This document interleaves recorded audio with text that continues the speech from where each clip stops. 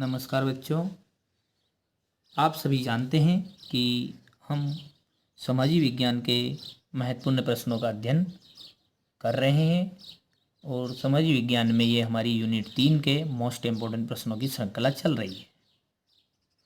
आशा है मुझे कि आपने पिछले वीडियो देखकर अच्छे से उसकी तैयारी कर ली होगी। अब अगला वीडियो हम आज का एक नया प्रश्न का अध्ययन करेंगे जो परीक्षा की दृष्टि से बहुत ही महत्वपूर्ण है। हालांकि जो भी वीडियो हम बनाते हैं वो परीक्षा की दृष्टि से ही मोस्ट इम्पोर्टेंट है, लेकिन आज का जो ये वीडियो है बड़ा ही मोस्ट इम्पोर्टेंट वीडियो है। ये परीक्षा में लगभग 100% पूछा जाता है। देखते हैं, आइए हम उस प्रश्न को देखते हैं। तो प्रश्न ये हमारा ये रहा कि पाइप लाइन का महत्व बताइए।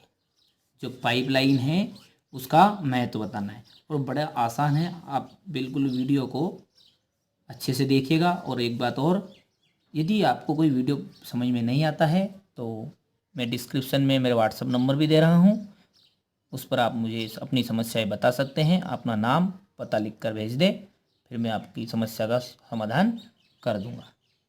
और आप जब भी वीडियो देखें तो पेन और कॉपी साथ में रखें। आपको एक एक पॉइंट समझ में आता जाए और एक एक पॉइंट आप नोट करते जाए, फिर उसके बाद में वीडियो को आगे देखिए, जिससे आपको जल्दी समझ में आएगा। चलिए अब हम इसका अध्ययन करते हैं। पाइपलाइन का महत्व। देखिए पाइपलाइन का महत्व क्या है, यानी कि पाइपलाइन से हमें क्या लाभ है।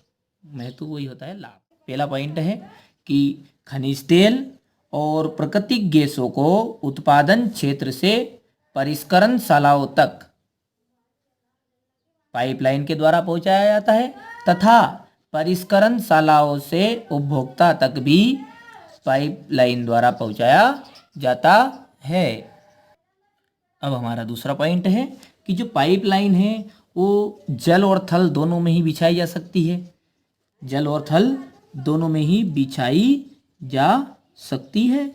जो पाइपलाइन रहती है हमको पता है कि जल में और थल दोनों जगहों में बिछाई जा सकती है। हाँ, अब 2 पॉइंट हो चुके हैं। 2 पॉइंट का एक बार और, उसके साथ में 2 पॉइंट और है, खत्म आपका प्रश्न। फिर बोलिए फिर से। पहला पॉइंट ये जो कुछ है पहले पॉइंट है, उसके बाद में बड़े आसान है। खनिज तेल और प्राकृतिक गैसों को उत्पादन क्षेत्र से परिष्करणशालाओं तक पाइपलाइन के द्वारा पहुंचाया जाता है और परिष्करणशालाओं से उपभोक्ता तक भी पाइपलाइन द्वारा पहुंचाया जाता है। किनको? खनिज तेलों को और प्राकृतिक गैसों को। चलिए अब दूसरा पॉइंट है, पाइपलाइन कहाँ बिछाई जा सकती है?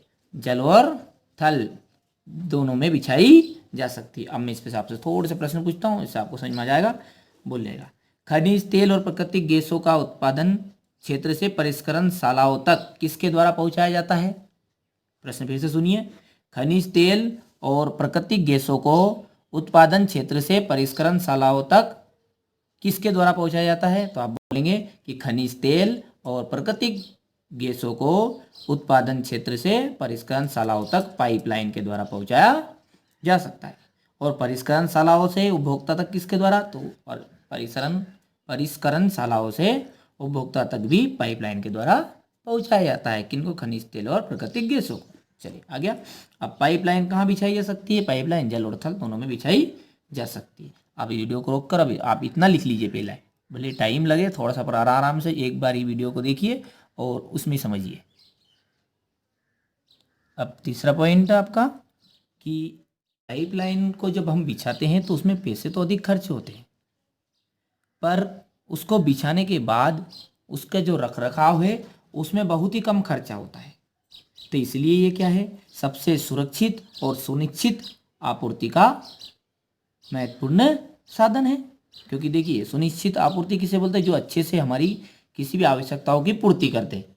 और सुरक्षित मतलब एक बार बिछाने के बाद तोड़ फोड़ की मगजमारी खत्म तो हो जाएगी कम। तो क्या बोलेंगे आप? पहले इसको भी लिख सकते हैं, तीसरा पॉइंट इसको बना देना आप, तो उससे आपको बड़ा समझ में आ जाएगा कि पाइपलाइन को बिछाने में अधिक पैसे तो खर्च होते हैं, व्यय होते हैं, यानी खर्च होते हैं। पाइपलाइन को बिछाने में अधिक पैसे तो खर्च होते हैं, पर लेकिन बिछाने के बाद इसके रखरखाव में बहुत ही कम व्यय होता है। क्या लिखना है? बिछाने के बाद इसके रख रखाव में, तो आप यहाँ पर नोट कर लीजिएगा, ये मैंने लिखा नहीं पहले, क्या लिखना पड़ेगा यहाँ पे, पाइपलाइन को बिछाने में अधिक पैसे खर्च होते हैं, पर बिछाने के बाद इसके रख रखाव में क्या लिखना है, इसके रख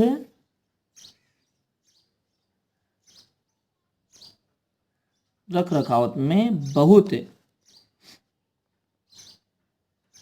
बहुत कम व्यय होता है। समझ में आ गया आपको? तो 2 पॉइंट पहले कर लिए थे, 2 पॉइंट क्या थे एक बार बोलिए उनको भी आप, कि खनिज तेल और प्राकृतिक गैसों को उत्पादन क्षेत्र से परिष्करणशालाओं तक पाइपलाइन के द्वारा पहुंचाया जाता है, और परिष्करणशालाओं से उपभोक्ताओं तक भी पाइपलाइन के द्वारा ही खनिज तेलों और गैसों को पहुंचाया जाता है। दूसरा, पाइपलाइन जल थल दोनों में बिछाई जा सकती है। अब तीसरा बोलिए, यहाँ सबसे सुरक्षित और सुनिश्चित आपूर्ति का साधन है।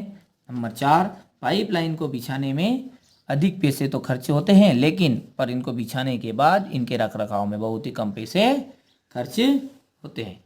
आप इसको वीडियो को पॉज कर लीजिएगा, पीछे कर लीजिएगा और अपना पॉइंट लिख लीजिएगा।